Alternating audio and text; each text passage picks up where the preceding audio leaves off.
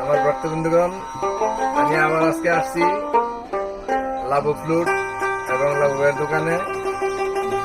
এই যে একটা বাঁশি নিলাম সিয়ের বাঁশিটা, অনেক ভালো, 440 টিউনে আছে বাঁশিটা। এখন একটু বাজাবো।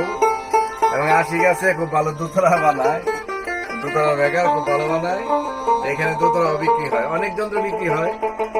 তো বাঁশি কিন্তু অনেক সুন্দর, আমার ভালো লাগছে।